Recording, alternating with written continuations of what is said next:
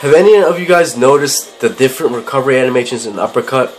For example, when you do the standing uppercut, also known as the instant uppercut, MIleena just does an uppercut and she recovers in her normal standing state. However, if you do a uppercut from crouch, you see MIleena recovers into her crouching animation before she does her uppercut. Now what I noticed is there are ways to toy around with that animation. You don't have to be in standing and then do an uppercut to recover in crouch, or vice versa, because let's say I go from crouch and then that would be the crouching recovery animations.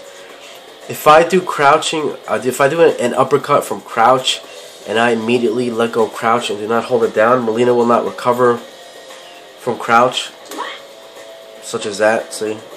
From crouch, and then I'll recover standing. But if you hold down the down button, she will recover in crouch. Now what this ties into MIleena more than any other character, because other characters go through the same thing, but with MIleena it's very different because she can actually control her crouching and standing properties during that animation.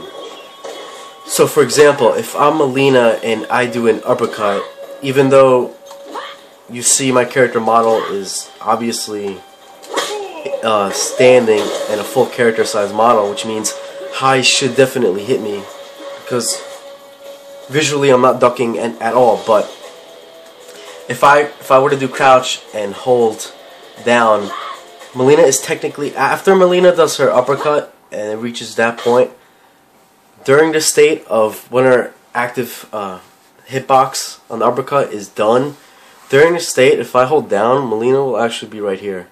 During all that recovery, she'll actually be here. And I get to choose if I want to stay crouching or standing during it. So I'm going to showcase that by knocking down Liu Kang. When he does an attack that hits high, like his flying kick or bicycle kick, it should whiff. And you see, I'm standing there. I'm going to do that again.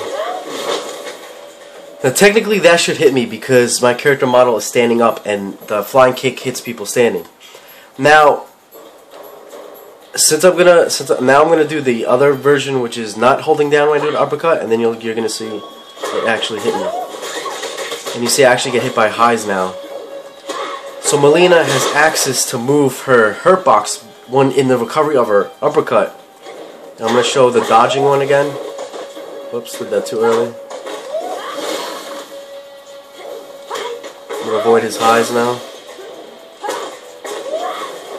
See? That's me holding crouch.